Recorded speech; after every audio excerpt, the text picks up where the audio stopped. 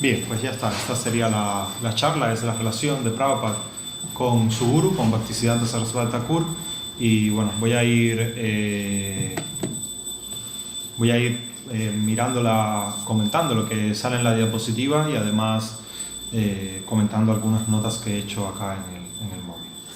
Bueno, Prabhupada nace en 1896 en Calcuta. Estas son imágenes de la ciudad de Calcuta sobre los años, o sea, sobre 1890. Era una ciudad con relativo desarrollo gracias a Inglaterra y su dominación era el virreinato en India. Entonces era una ciudad que tenía cierto grado de desarrollo.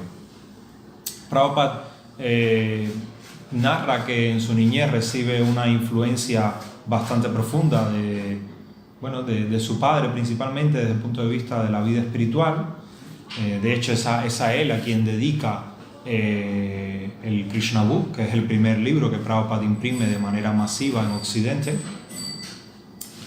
Y también, él nace en una familia Vaishnava, y de cierta posición social, o sea, al menos parte de la familia tenía un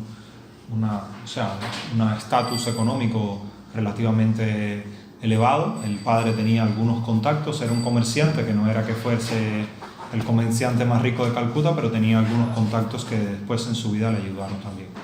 Y su madre pues provenía de una familia Vaishnava de muchos años, y ambos influyeron en su práctica espiritual de alguna manera u otra.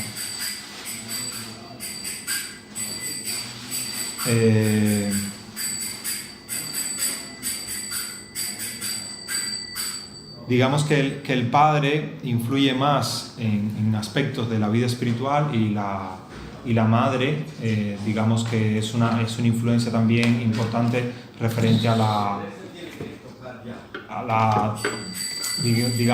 los aspectos más ritualísticos de la cultura védica y demás.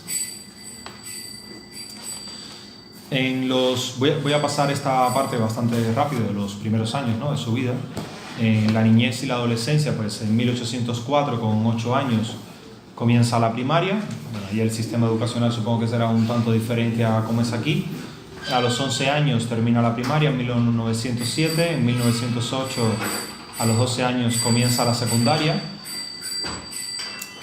Y justamente en medio mientras estaba en la secundaria, ¿no?, lo que se llamaría aquí secundaria, no sé cómo, secundaria, instituto prácticamente, muere su madre cuando él tenía 16 años, ¿vale? A los 16 años queda huérfano de madre. Es algo, un momento supongo que fuerte para ambos, ¿no?, para su padre y para él. Y después, a la edad de 19 años, pues termina en la secundaria en 1915.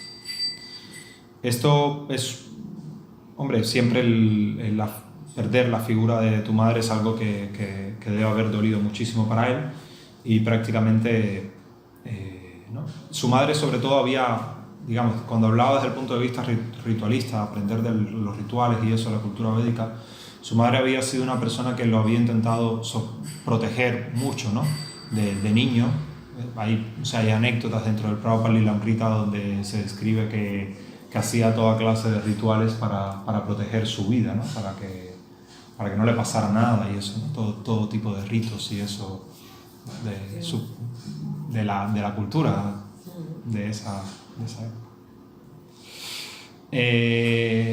Después, en el 1916, con 20 años, comienza a estudiar en este colegio, en el Scottish Church College. Es uno de los 2 colegios más prestigiosos que hay en Calcuta en esa época.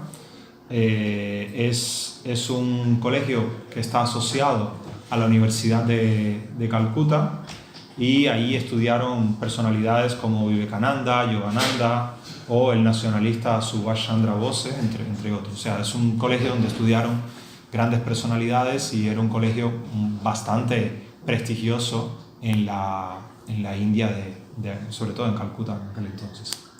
Él describe que estudia, el colegio principalmente está llevado por profesores europeos eran todos, y la mayor parte de ellos eran sacerdotes.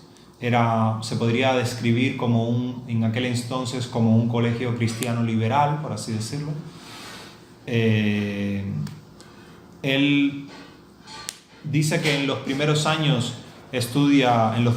años estudia sánscrito y también estudia historia.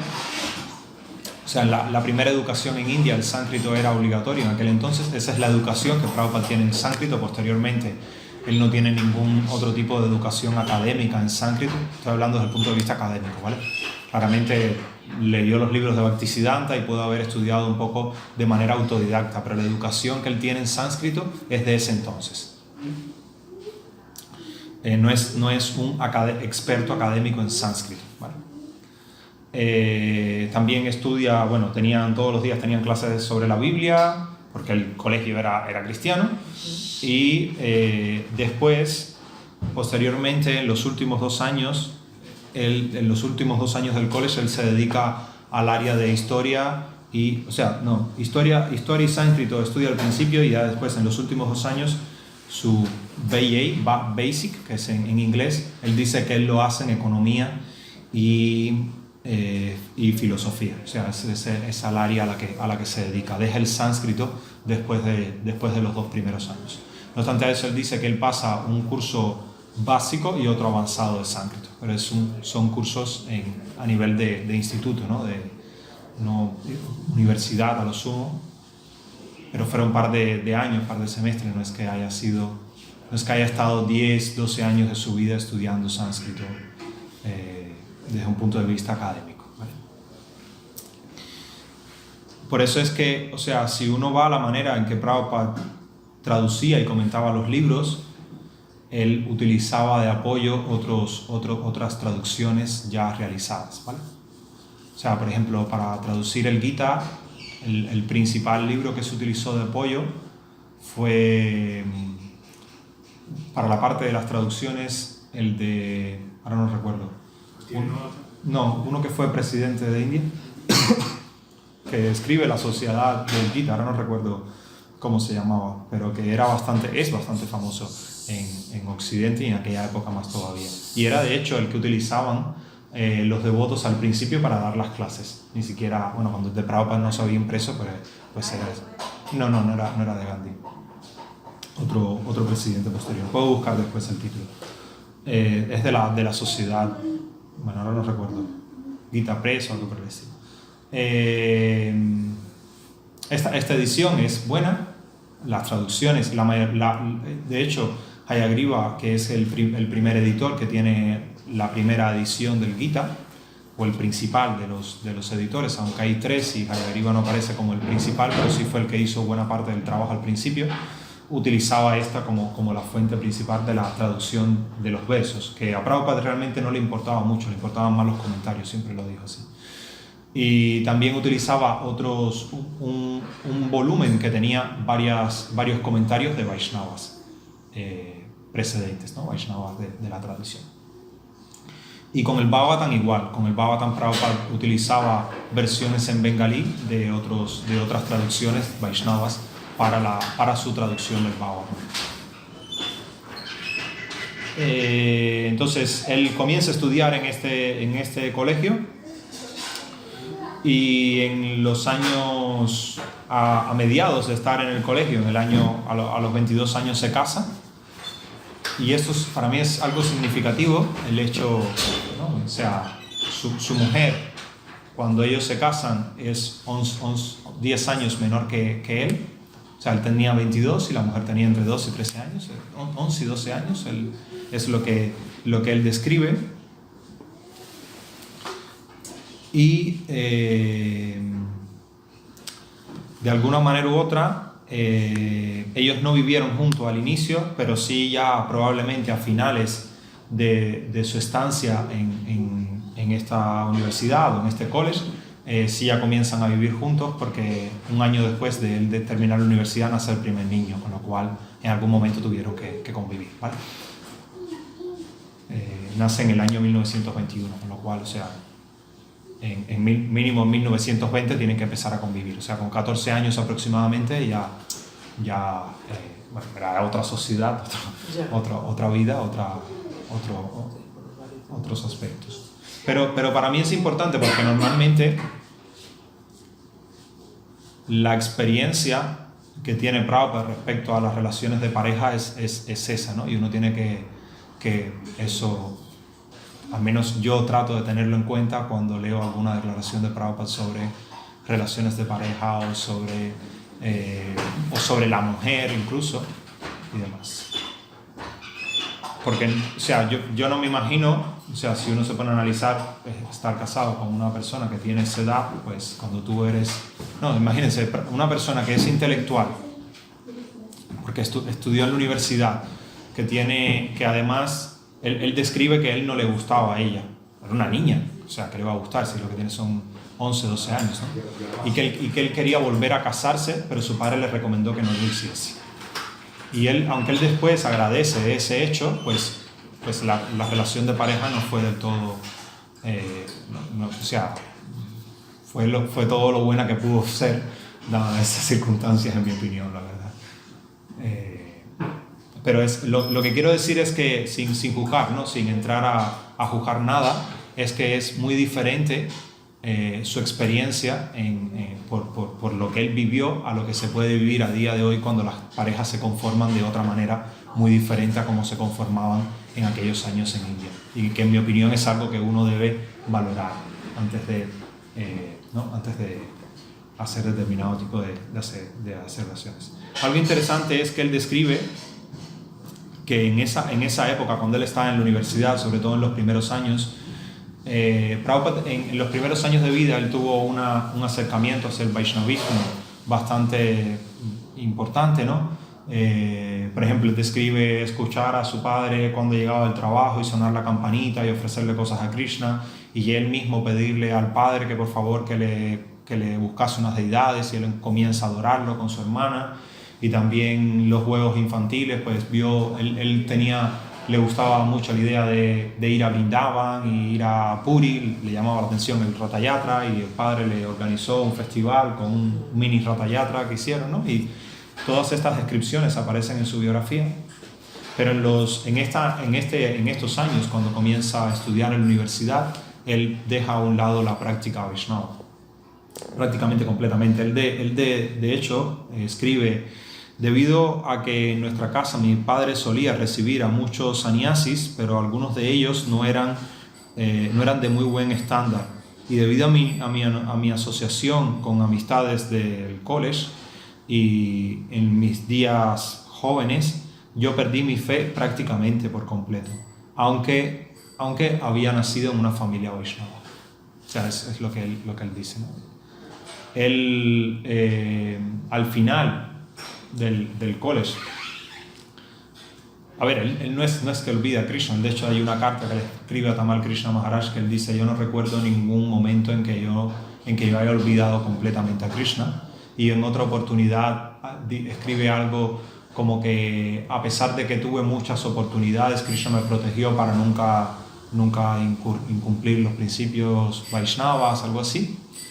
Pero no obstante a eso, pues aquí escribe eso, ¿no? Que su fe se había desquebrajado por cosas que había visto, porque, claro, y por la asociación de sus amigos y demás en el instituto, y que, por ejemplo, la adoración de la deidad y ese tipo de cosas las había dejado por completo, ¿vale?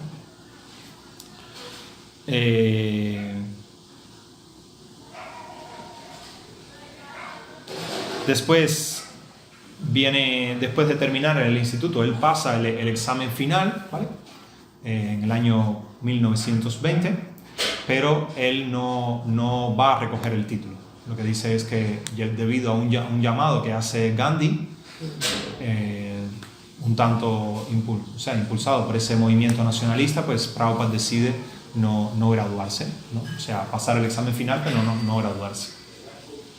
Lo cual lo pone en una situación un tanto difícil, ¿no? Porque se queda sin título, y sin título pues no hay trabajo, ¿vale? Esencialmente sucede eso. Él decide viajar a Puri para tomarse un descanso. Siempre había querido ir a Puri. Él describe en algunos lugares que él miraba los listados de los precios de ticket a Brindavan y a Puri y estaba un tanto, ¿no?, con las líneas del tren. Dice que incluso, creo recordar que Savarrupa Maharaj comenta en el Prabhupada Lilamrita que él soñaba con que se enganchaba a la línea del tren y como que iba solo, ¿no?, a Puri o algo así cuando era muy niño. Y bueno, decide ir a Puri, está unos días en Puri, en Jagannath Puri. Y después de eso, el padre habla con el médico de la familia, que era una persona prestigiosa y de dinero, y tenía una empresa farmacéutica que se llamaba Químicos Bose, algo así, no sé el nombre exacto. El hombre se llamaba el Dr. Bose y bueno, serían Químicos Bose o algo así. Y este señor le permite trabajar, ¿no?, en su empresa o sea, le da un puesto de administrador de la empresa o algo así, o sea, un puesto relativamente importante, cercano, ¿no?, a él dentro de esta empresa. Posteriormente a eso es que se produce el primer encuentro entre Prabhupada y Bhaktisiddhanta. Eso es en el año 1922. Prabhupada no recuerda la fecha exacta. Bhaktisiddhanta Sarasvati Thakur no hacía mucho, había comenzado Gaudiya Math. Gaudiya Math comienza en 1920, con lo cual no era que llevara muchos años como institución. Comienza en Mayapur y él va a Calcuta pues a tratar de abrir un centro en Calcuta. Y da algunas charlas. Lo que narran en otros textos, por ejemplo, hay un texto que se llama Our Srila Prabhupada, o sea, nuestro Srila Prabhupada, el amigo de todos, algo por el estilo, que va recopilando a través de conversaciones, digamos, testimonios de algunos hermanos espirituales de Prabhupada, de sus primeras relaciones con él y ese tipo de cosas. Es un libro que a mí me ha gustado tanto, o sea, me ha gustado. Lo que sucede es que uno de los amigos de Prabhupada, Prabhupada era nacionalista, su amigo también. Uno de los amigos venía de una familia bastante rica, bastante importante, y parece que los discípulos de Bhaktisiddhanta acuden a esa familia para tratar de recoger fondos, ¿no?, para fundar el centro y decir que Bhaktisiddhanta está por la ciudad, que por qué no iban a verlo. Este señor va a verlos, este chico va a verlos y él se siente impresionado por Bhaktisiddhanta, pero quería que Prabhupada también fuese y escuchar su opinión acerca de qué opinaba Prabhupada. Y trata de primero decirle que vaya. Prabhupada le dice que no, que ya está, que él pasa de los sadhus, que él ha visto muchos sadhus en su vida y que muchos de ellos eran unos farsantes y que él no quería, que no iba a ir. Él decide, lo convence, le sigue insistiendo y lo convence y van juntos a ver a Bhaktisiddhanta. Lo que narra Savarrupa Maharaj, Prabhupada también en alguna clase, es que prácticamente en cuanto ellos llegan, pues Bhaktisiddhanta les dice: ustedes son personas muy educadas, ustedes deberían dedicarse a predicar la cultura del Bhakti alrededor del mundo, o sea, en general, la cultura del movimiento del Señor Chaitanya. Y yo entiendo, ¿no? O sea, ellos habían estudiado en uno de los principales colegios, eran personas educadas en diferentes aspectos, y es natural que Bhaktisiddhanta asumiera esa postura. Quizás un poco también venían de familias Vaishnavas, o sea, era como que su propia tradición, Gaudiya Vaishnavas. O sea, Prabhupada incluso cuando era niño había recibido iniciación de un brahmana familiar, pero había recibido, ¿no?, los cordón sagrado, los mantras y demás. Entonces Bhaktisiddhanta pues le dice que ellos que deberían dedicarse a predicar, y Prabhupada le dice que un poco que cómo van a predicar en otro lugar una cultura proveniente de India, cuando India era un país que estaba subyugado por la corona inglesa. O sea, que primero debía de alguna manera u otra que el nacionalismo se eliminase, ¿no?, o sea, que el nacionalismo triunfase, que India se liberara de la subyugación inglesa para poder después predicar abiertamente, ¿no? Y Bhaktisiddhanta pues le estableció una serie de argumentos que le dijo eso no tiene ningún, o sea, que la urgencia de llevar el culto del Bhakti era más importante que la de liberar India, y que lo más importante del Bhakti no era obtener la liberación de esta, ¿no?, política, por así decirlo. Ese es el primer encuentro que ellos tienen, y Prabhupada, por lo que Prabhupada describe, él se siente, ¿cómo decir? Él siente se siente aliviado de que la cultura del Señor Chaitanya está en las manos de una persona santa, diferente a la mayoría de las que él había visto. Esa es la descripción que él da posteriormente. Y él dice que él desde el inicio, en cierta medida, lo aceptó a él en su corazón como su guru, aunque no habló nada de eso. Y que siempre lo vio como una persona muy santa. Esa es la descripción. Un año después de esto, a ver, ahí no quiero... En ese momento, por ejemplo, la biografía que escribe Savarrupa Maharaj, se dan una serie se escriben una serie de comentarios que en mi opinión no tienen todo el rigor histórico que deben tener, como que Prabhupada mantiene contacto con Gaudiya Math y conoce acerca de las actividades de Gaudiya Math, y que incluso llega a decir que Prabhupada pensó en que podía ganar más dinero y así irse y así ayudar a Bhaktisiddhanta a que creciese su misión. Ese tipo de comentarios, en mi opinión, no tienen rigor histórico, porque el propio Prabhupada en otras oportunidades dice que él perdió el contacto con ellos hasta que lo conocen a la Allahabad. O sea, ahí puedo después buscar los momentos en que lo dice. Entonces, lo que sucede es que un año después, Prabhupada se va de Calcuta hacia Allahabad a tratar de montar un negocio. Un año antes, o sea, cuando Prabhupada va a visitar a Bhaktisiddhanta, ya había nacido su primer hijo en el año 1921, y bueno, un año después se va toda la familia y crean una farmacia en Allahabad, ¿vale? Y ahí tiene bastante éxito, al punto que Prabhupada en el año 1925, o sea, unos 2 años después de irse a Allahabad, llega a comprarse un coche americano Buick por unas 8.000 rupias. O sea, para que tengan una idea, el pasaje hasta Jagannath Puri costaba, creo que él comentaba que costaba 4 o 8 rupias. O sea, él estaba comprando un coche que costaba 1000 veces más que ese pasaje, ¿no? O sea, que era una persona que había logrado cierto grado. Además, yo me imagino que tener un coche americano en aquella época en India no era que todo el mundo lo tuviese, ¿vale? O sea, él llega a tener cierto grado de...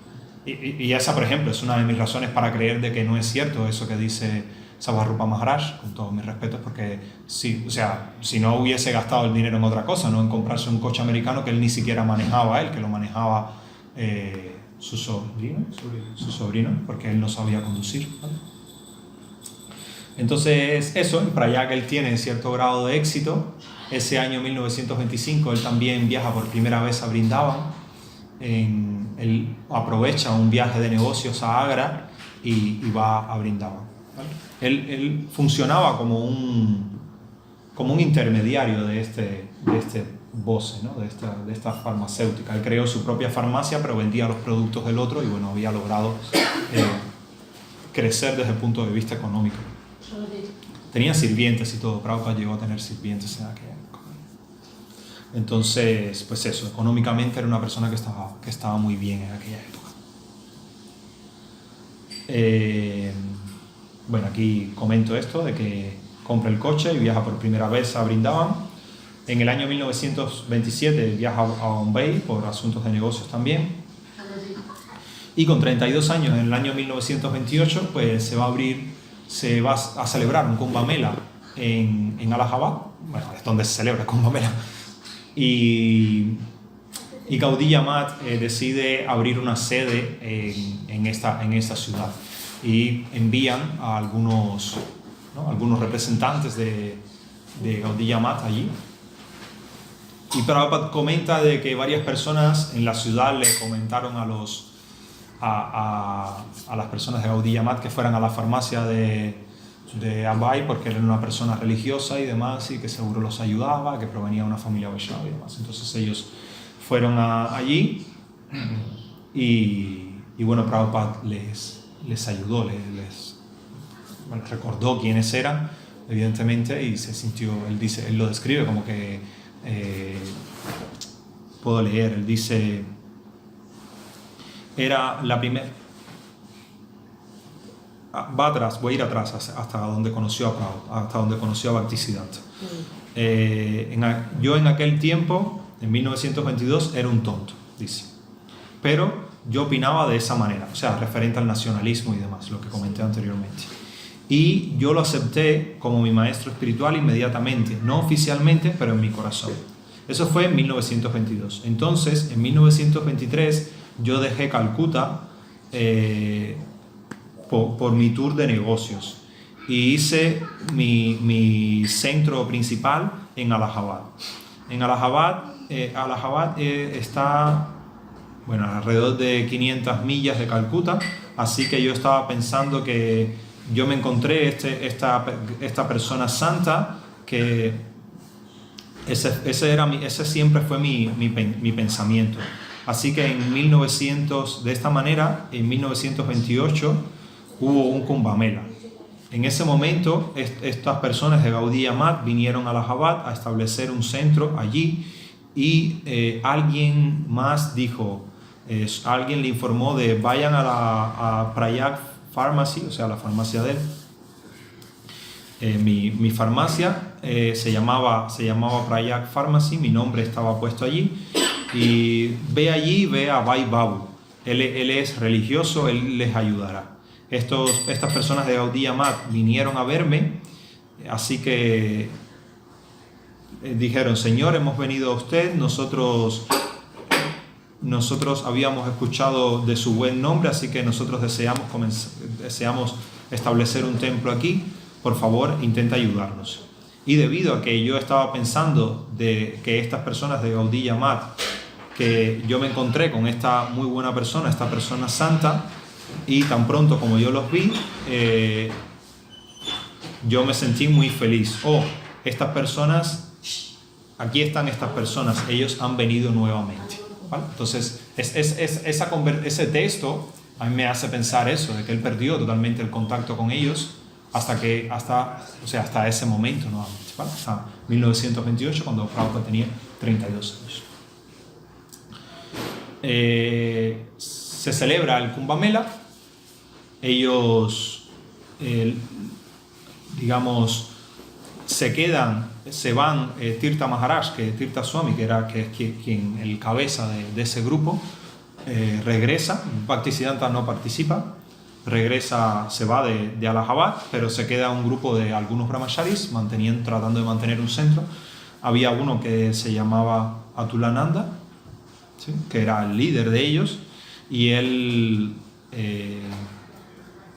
pues iba por la ciudad visitando a las personas, tratando de ya el trabajo de impresión de Bhaktisiddhanta como imprenta había tomado cierta fuerza, iba tratando de conseguir suscriptores para las revistas que ellos tenían, y en este transcurso pues va a donde está Prabhupada y le solicita ayuda y demás, y bueno, tienen una serie de conversaciones entre ellos, y él comienza a tener una labor mucho más activa en Allahabad.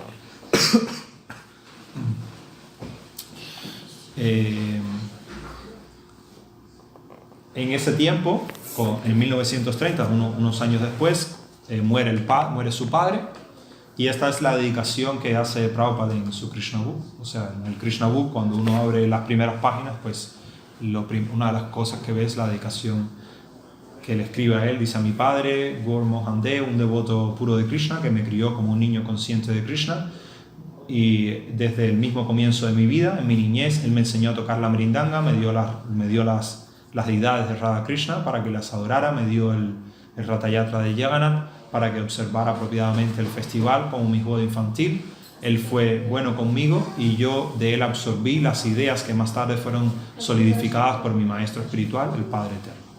Entonces esta es la foto que Prabhupada se toma posterior a la muerte de su padre, él y sus hijos. ¿Vale? Aquí está él, este es él y estos son los hijos. Este no sé quién es y estos supongo que sean los hijos.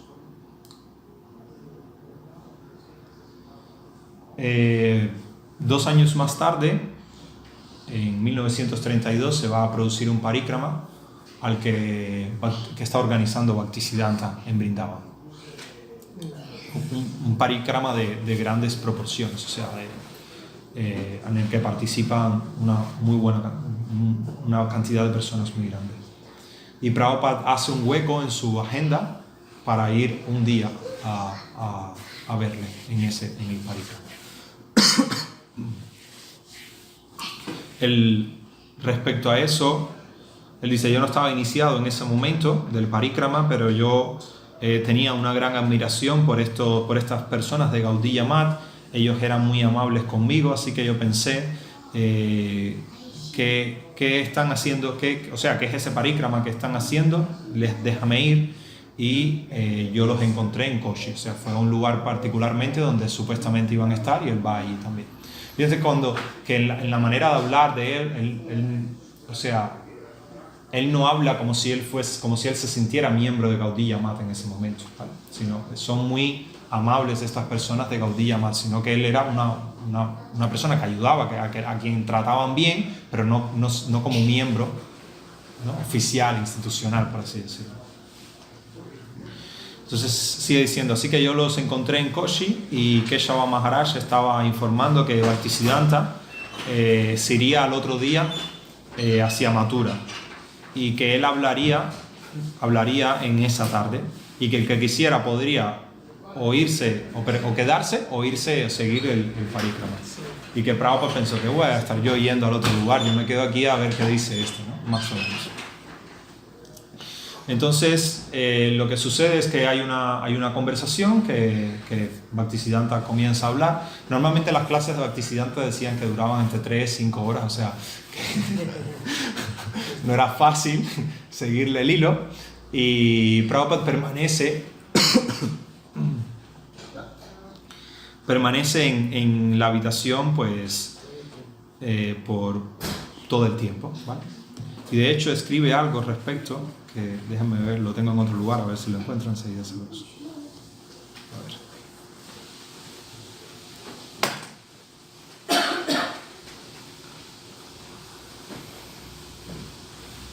Él dice, y en 1933, no es esta parte. Sí, respecto a la iniciación, él se queda hasta el final escuchando, ¿vale? Y unos meses después, Bhaktisiddhanta va a Allahabad a tratar nuevamente de reunir fondos y tratar de acabar de consolidar el centro de Allahabad. Y en ese momento, Prabhupada se entera de eso y le dice a Tulananda, el director, por así decirlo, del centro de Allahabad, que si él podía recibir iniciación, le dice que iban a haber iniciaciones y él le pregunta que si él podía recibir iniciación. Y a Tulananda le dice que bueno, que sí, que él le iba a presentar a Bhaktisiddhanta y que bueno, que ya Bhaktisiddhanta decidiría. Cuando Prabhupada le presenta a Bhaktisiddhanta, Bhaktisiddhanta le dice, sí, yo me acuerdo de él, es un muy buen chico, él le gusta escuchar, él no se va, ¿vale? Es lo que le dice y dice, yo lo acepto como discípulo y le da diksha. A ver, Bhaktisiddhanta comienza algo que en el Gaudiya Vaishnavismo no existía, que es que él divide la iniciación en dos. Él da Harinam como primera iniciación y la segunda iniciación, que es la iniciación de la que se habla en las escrituras, diksha. Eso anteriormente en la tradición no era así, ¿vale? Harinam era abierto, todo el mundo recibía Harinam y diksha es la iniciación. Entonces Bhaktisiddhanta pues introduce esto, introduce esta novedad, por así decirlo, e introduce otras cosas, como por ejemplo el cordón brahmínico, no lo utilizaban los Gaudiya Vaishnavas en la época, o sea, anteriormente. Él lo introduce por cuestiones de tratar, supongo yo que para hacerle un poco de competencia a los brahmanas de casta y demás, y también introduce el canto de uno de los Gayatris que se canta, que no se cantaba el Brahma Gayatri, no lo cantaban los Gaudiya Vaishnavas, sino que principalmente cantaban otros dos, el Gopala, bueno, los dos clásicos que cantaban dentro, no voy a dar demasiados detalles, pero el punto es que él introduce determinados aspectos y que no siempre daba segunda iniciación a todo el mundo. A Prabhupada le dio las dos iniciaciones de una vez. Así que bueno, algo habrá visto en él para hacerlo así. Lo curioso es, por ejemplo, Prabhupada, respecto a ese momento de la iniciación, dice, y en 1933, lo siento, en 1933 yo fui oficialmente iniciado y mi única cualificación era que cuando yo fui introducido a mi Guru Maharaj para la iniciación, él dijo inmediatamente, sí, yo iniciaré a este chico, él es muy bueno, él escucha muy pacientemente, él no se va. Esa fue mi cualificación. El más alto estándar de filosofía que él estaba hablando en ese tiempo, prácticamente yo no lo podía seguir. O sea, él dice, yo no podía seguir lo que él estaba diciendo. Pero aún así, a mí me gustaba escuchar. Ese era mi hobby. Yo siempre estaba preguntando que cuándo va a hablar, cuándo él va a hablar, ¿no? Para escucharlo. O sea que, bueno, Prabhupada no era un experto en filosofía en aquel entonces, de teología Vaishnava ni nada por el estilo. Era una persona que le gustaba escuchar y que evidentemente tenía algo de conocimiento porque se había formado en esa tradición y algo había leído, ¿vale? Pero que no es que fuese el super experto, ¿no?, que uno se imagina que podía ser.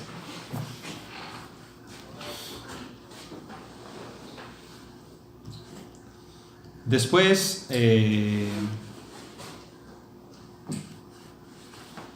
se produce la iniciación en el año 1933. Fíjense que pasan 11 años desde que Prabhupada conoce a su maestro espiritual hasta que se inicia, pero a la vez la iniciación es un poco express desde el punto de vista de que Bhaktisiddhanta Sarasvati tiene noción, por así decirlo él, solamente unos meses antes, cuando lo ve en Brindavan, lo ve que realmente es una persona que tiene cierto grado de seriedad, es una persona definitivamente educada, una persona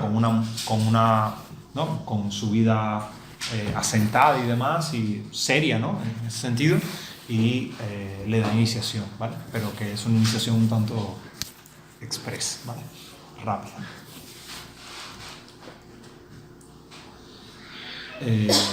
Curiosamente, o sea, muchos de los estándares de iniciación que nosotros tenemos a día de hoy los establece Prabhupada, no los estableció Bhaktisiddhanta.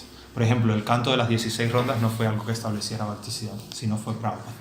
De hecho, Bhaktisiddhanta, lo que escribe Bhakti-Vikas Swami en una biografía que él escribe sobre Bhaktisiddhanta, bastante, o sea, son dos volúmenes.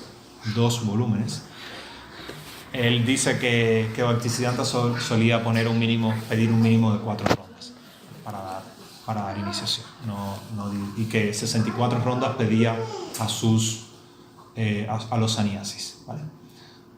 Pero Prabhupada en Occidente, cuando llegó, intentó pedirle a sus discípulos que cantaran 64 rondas, lo cual fue imposible. Después fue rebajando hasta que llegó a 16 y dijo que ese era el mínimo para las personas que desearan tomar Diksha. En realidad, 16 era la cantidad que él dice que él cantaba en su época de casado.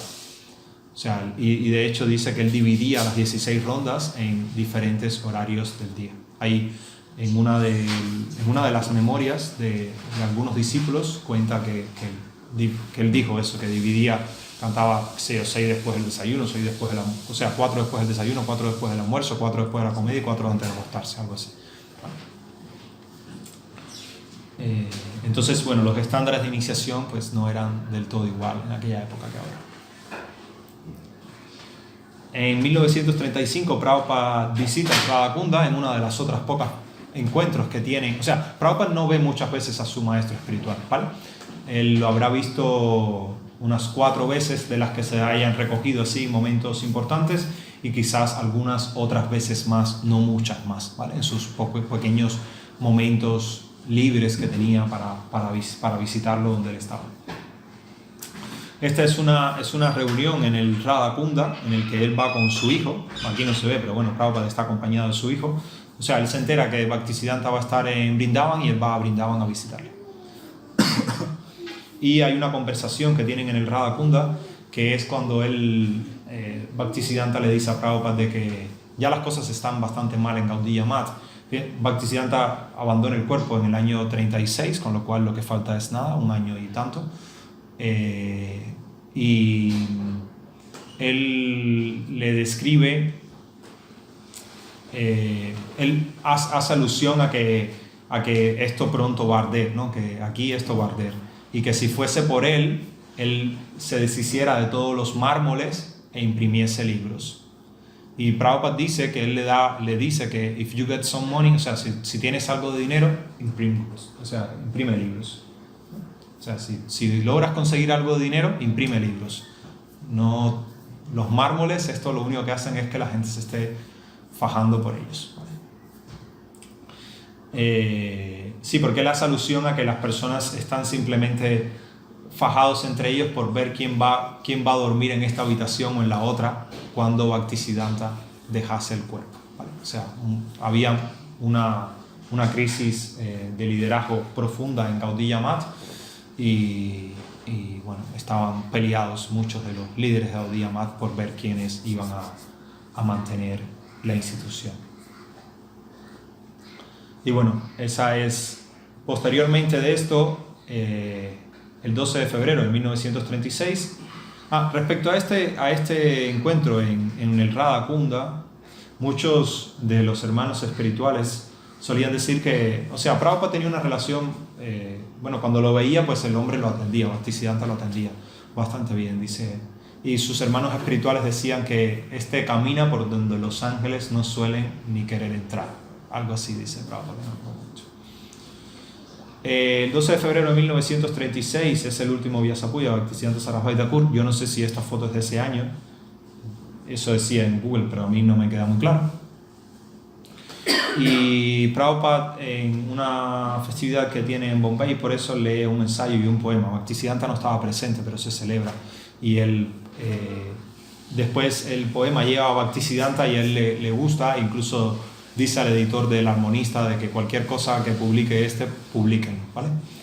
El ensayo es muy bonito, es de hecho el primer texto que se tiene de Prabhupada, o sea, de lo que uno tiene constancia de Prabhupada, y habla del principio del Guru de manera general, el Guru Tattva, de este principio eterno. No habla de este Guru o aquel Guru, ¿no? Sino que él lo que dice esencialmente es que Bhaktisiddhanta es la representación de ese principio eterno del Guru que existe desde Vyasa.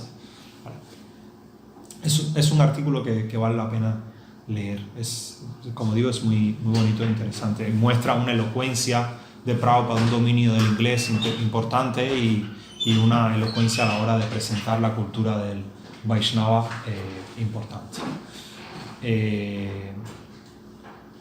Aquí, respecto a esto, bueno, en la biografía de Prabhupada, en el Prabhupada Lilamrita hay un error de fechas y dicen que es en el año 35, anterior a la visita a Radha Kunda. En realidad es posterior, en el año 36, ¿vale? Porque aparece. ¿Cómo se sabe que es en el año 36? Porque es el año en el que aparece el poema publicado en la revista del Armonista, ¿vale? Entonces ahí, pues, Prabhupada a veces no era muy bueno con las fechas, a veces se equivocaba, y lo que tenía Savarrupa Maharaj a mano era lo que tenía. O sea, él no tenía el folio Vedabase para buscar las cosas que ahora tenemos. Entonces, pues hay algunas imprecisiones en el texto, y a partir de imprecisiones en la fecha, pues se producen imprecisiones en la narración del diálogo, ¿no? En determinadas ocasiones. Pero es un trabajo muy serio, la verdad. Lo que es, cuando uno va adquiriendo nueva información, pues la historia a veces puede ir ligeramente cambiando, ¿vale? Y ese es otro momento importante en la vida, en la relación entre ellos. Y el último es en diciembre del año 1936, unos días antes de morir. Prabhupada le escribe a Bhaktisiddhanta pidiéndole que cree que es lo que O sea, la carta la tengo aquí. Él dice: Dear, querido Guru Maharaj, por favor, acepte mis humildes obediencias a sus pies de loto. Usted tiene muchos discípulos y yo soy uno de ellos, pero ellos están haciendo un servicio directo a usted. Algunos de ellos son brahmacharis, algunos de ellos son sannyasis, pero yo soy un casado y yo no puedo hacer lo que ellos hacen, ¿no? Alguna que otra vez yo di alguna ayuda económica. Ahora mismo yo no puedo darle, mientras yo no pude darle un servicio directo. Y dice: ¿hay algo en particular que yo pueda hacer? Esa fue la carta que le escribió, ¿vale? Y Sarvarupa Maharaj dice que 2 semanas después Abai recibe una respuesta a esa carta. Dice: estoy completamente confiado que usted puede explicar en inglés nuestros pensamientos y argumentos a las personas que no son versadas con un lenguaje, con el lenguaje de los, o sea, que habla comúnmente las personas, ¿vale? Esto será muy bueno para usted y para su audiencia. Yo tengo mucha esperanza en que usted pueda transformarse en un buen predicador en inglés si usted sirve la misión de inculcar la noble impresión del Señor, de las enseñanzas del Señor Chaitanya en las personas en general, así como en los filósofos y religiosos. Esa fue la instrucción que le escribió Bhaktisiddhanta unas semanas antes de morir. Y realmente es lo que Prabhupada hizo. O sea, esencialmente Prabhupada lo que hizo fue presentar su visión sobre las escrituras en un lenguaje que fuese accesible a las personas, acorde a sus propias realizaciones y sus propias vivencias. Y realmente el trabajo desde el punto de vista de la prédica fue enorme. Si bien uno se pone a analizar, y quizás desde el punto de vista teológico Prabhupada no fuese el mayor de los teólogos de Gaudiya Math. De hecho, uno se pone a analizar y no es Prabhupada la persona que uno se imagina que va a hacer ese trabajo, ¿vale? Por una simple razón. O sea, si uno lo mira, Prabhupada era una persona que no había tenido un entrenamiento directo con Bhaktisiddhanta. Eso es, o sea, lo vio 5 o 6 veces en su vida, un poquito más quizás. No fue entrenado. Él no era un erudito, porque no era un grandísimo erudito en comparación con muchos otros que había dentro de Gaudiya Math. ¿Por qué? Porque no había tenido tiempo de entrenarse. O sea, dense cuenta que prácticamente toda su vida anterior pues fue dedicada pues a hacer negocios esencialmente, y era lo que hacía, ¿vale? O sea, incluso cuando uno ve determinadas descripciones que dan el Prabhupada Lilamrita, se da cuenta de que mucho tiempo no tenía, ¿vale? para otras cosas. Después sí tiene una asociación cercana, sobre todo con Sridhar Maharaj y Tirtha Maharaj en Bombay. De hecho, llegan a convivir durante un tiempo, y cuando Gaudiya Math se desploma, y en algún momento incluso ayudó como editor de una de las revistas, varias revistas de Gaudiya Math. Pero cuando él presenta el deseo de venir a Occidente a los líderes de Gaudiya Math, ellos le dicen: bueno, primero vamos a ver si vamos, y segundo vamos a ver quién es el que va, ¿vale? Algo así. Y Prabhupada decide aventurarse por sí solo, lo cual, o sea, es algo, o sea, es como para quitarse el sombrero ante eso. Y cuando llega a Occidente, que trata de pedir ayuda, se da cuenta de que está totalmente solo, y es lo que veremos en el siguiente mes, ¿no? Los primeros meses en New York, y te das cuenta que está completamente solo, pero completamente solo, que no iba a recibir ayuda de absolutamente nadie. Sí, bueno, de Krishna, pero digo, de las personas que están aquí, inmanentes en este planeta, de nadie, ¿no? De los hippies, que fueron al final los que los ayudaron. Sí, es la realidad. Entonces, y tú te imaginas, y bajo esa perspectiva, no es él quien te imaginas que va a llegar a obtener el éxito, ¿vale? Era una persona que no tenía recursos, que no era que fuese la más versada de los Vaishnavas desde el punto de vista teológico, que no era que fuese, pero fue la persona determinada que intentó hacerlo, y que, dadas las circunstancias históricas que había en aquel momento, lo logró. Porque, por ejemplo, Prabhupada no tuvo éxito en India, cuando intentó formar la Liga de los Devotos en Yancy, ni tuvo éxito en Butler, Pensilvania, cuando habló a la clase media americana aburguesada, ¿no? Cuando tuvo éxito, cuando llegó a un cierto tipo de personas que asimilaron su discurso, que eran esos hippies, hijos de una sociedad del baby boom, una sociedad americana totalmente acomodada, pero que querían ir en contra de lo establecido con sus padres, y Prabhupada representaba esa alternativa. Ahí fue que tuvo éxito. Entonces, bueno, sin duda alguna, lo que él hizo fue gigantesco, pero el éxito se debió a unas determinadas condiciones históricos y socioculturales que son importantes también. Que es algo que a veces se olvida, porque no puedes esperar, si esa ventana histórica se cerró, esa ventana de esa contracultura se cerró, no puedes esperar haciendo lo mismo tener el mismo resultado, ¿vale? Porque ya esa ventana no está abierta. Entonces, si tú no abres otras ventanas, o no te fijas en qué ventanas están abiertas y tratas de presentarlo para esas ventanas, pues es muy poco probable que lo logres. Entonces, esa más o menos fue la relación que tenía Bhaktisiddhanta con Prabhupada. Yo quiero leer dos últimos textos que él escribió. Dice: cuando quiera que yo me encontré a mi Guru Maharaj, él siempre me trataba bien, muy afectivamente. A veces mis hermanos espirituales me criticaban porque yo hablaba un poco libremente con él, y ellos citaban un proverbio inglés diciendo eso, como que los tontos andan por donde los ángeles ni se atreven a entrar. Pero yo siempre pensaba, tonto, bien, quizás, pero así era yo. Mi Guru Maharaj siempre fue muy, muy afectivo conmigo, y cuando yo le ofrecí obediencias, él solía responder: Daso es mí, yo soy tu sirviente, ¿no? O sea, sirviente de todos. Probablemente era lo que respondía ante todo el mundo también. Algo curioso era que algunos hermanos espirituales de Prabhupada, o sea, él le decían, ahora no recuerdo en hindi cómo se dice, pero le decían como el podrido, ¿no? Como el que tiene mucho dinero, ¿vale? No sé cómo diría en España cómo se diría, pero el billetón, ¿no? O sea, porque tenía una posición económica importante. O sea, esto no lo he leído, pero lo escuché de una persona que para mí es una fuente fidedigna de información desde el punto de vista histórico, así que no dudo que sea mentira.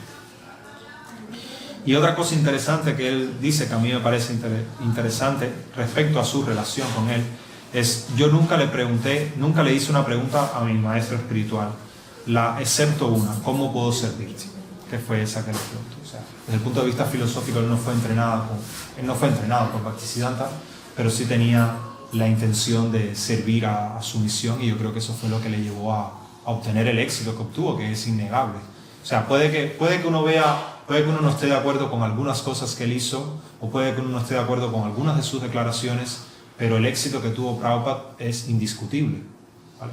Es indiscutible, y es sorprendente para las propias personas de Gaudiya Math. Como esta persona, que era un don nadie entre nosotros, llega a Occidente y logra tener ese éxito de expandir el movimiento y llevarlo a todas partes.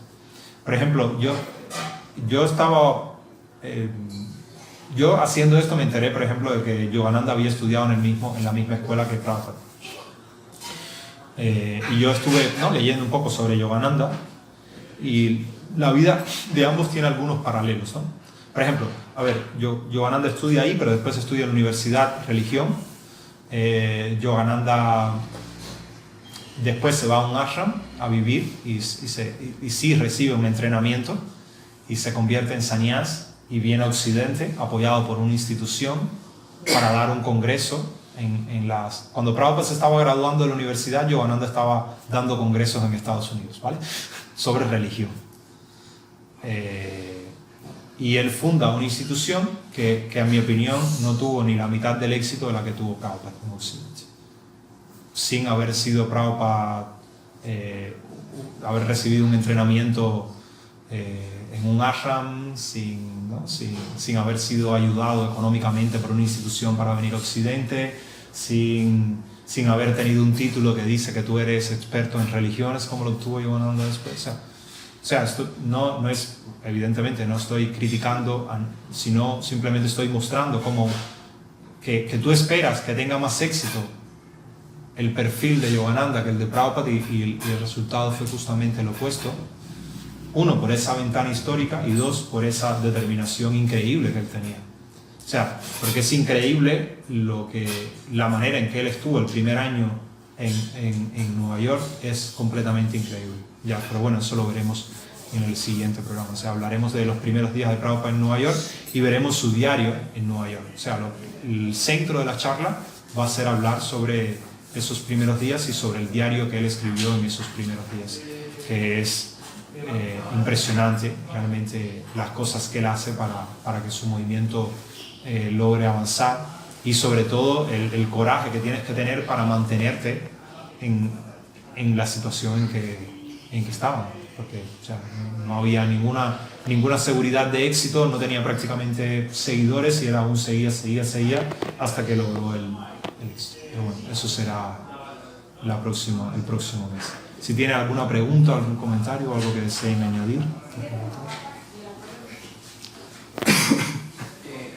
Todo el impacto que tuvo Prabhupada sobre Occidente, especialmente, ¿se debe en gran mayoría a su maestro o a él mismo? No, yo creo que se debe a él. A ver, hay un hecho importante, el hecho de que es una persona, un sannyasi, Swamiji, que viene de la India, que esto, que lo otro, pero el éxito se debe a él y las condiciones que había. O sea, que su discurso encajó. A ver, él viene a Occidente inspirado por su guru, ¿no? Entonces, en última instancia, sí, se debe a su maestro, pero las actividades que hizo, la determinación y ese tipo de cosas se deben exclusivamente a él y a su fe en que eso iba en que lo que estaba haciendo estaba bien.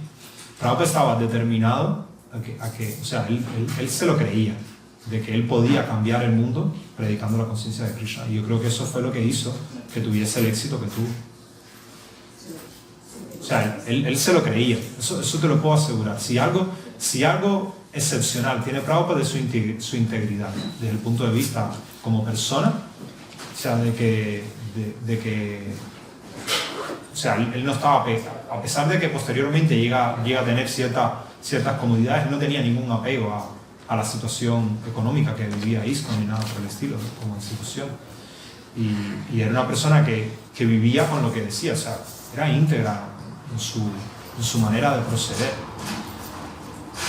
Y sobre todo, o sea, el trabajo que hicieron sus discípulos, que es algo, o sea, eran personas que se dedicaron a servirle a él exclusivamente. Eso es algo increíble, ¿no? Como o sea, sociológicamente es un evento sumamente interesante, como una persona de esa edad logra influir a una juventud de esa otra edad en un momento claramente muy convulso de la sociedad, ¿no?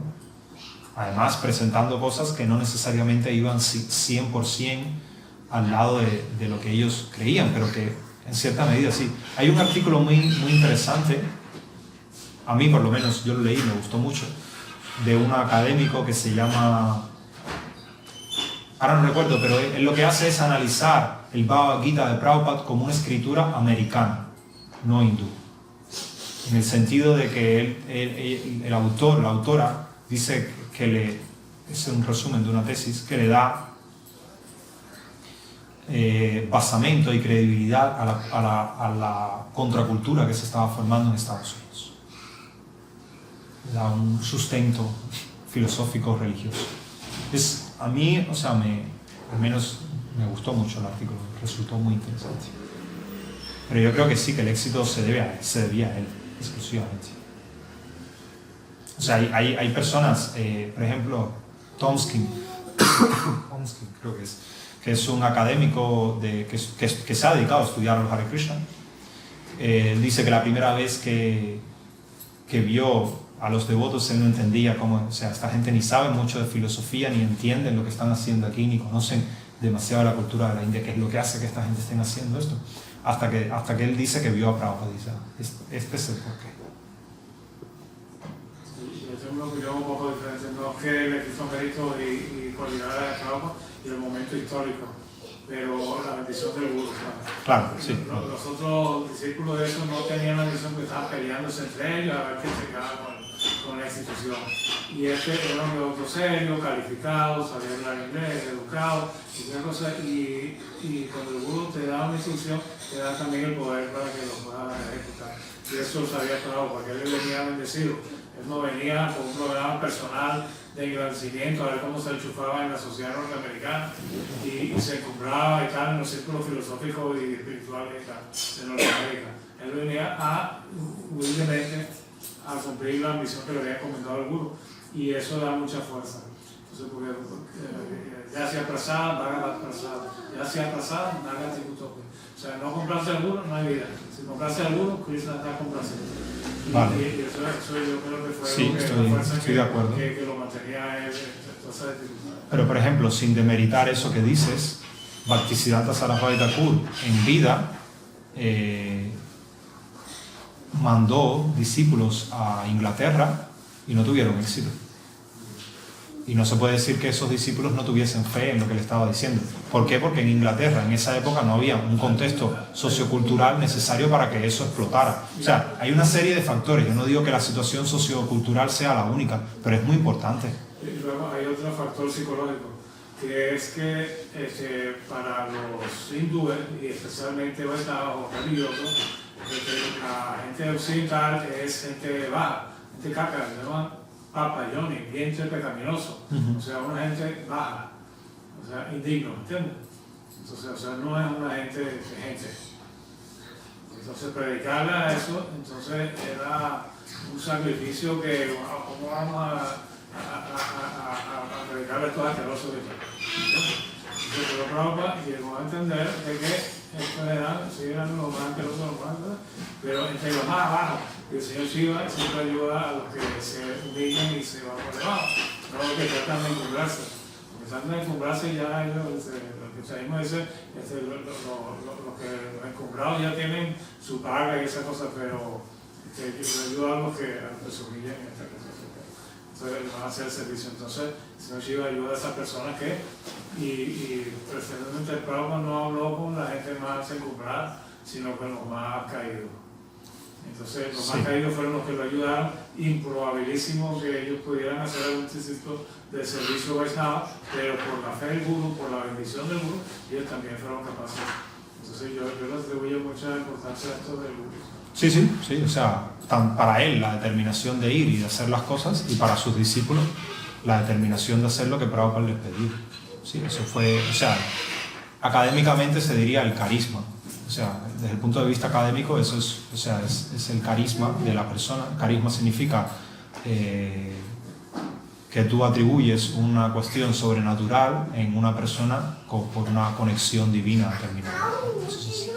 Es lo que está en el Prabhupada. Para Rusia fue sobrenatural porque estuvo 3 días, hizo un discípulo y ahora hay miles de devotos y catedráticos y doctores y no sé qué, y hay una filosofía, vamos. Sí, en Rusia ahora está y es sobrenatural, es imposible, tiene que ser. Sí. Como, para mí, o sea, es una lástima que, bueno, que esa historia no se explote más desde el punto de vista audiovisual, porque tiene para mucho más que lo que se hizo en el documental, que está muy bien, pero yo creo que como historia toda la vida de Prabhupada es impresionante. O mandaba discípulos a un país desconocido y también mandaba en el Sí. Pero el momento era importante, ¿vale? O sea, a día de hoy eso no sé. Bueno, entonces vamos a parar acá y muchas gracias por todo. Que tengan una excelente tarde. Hare Krishna.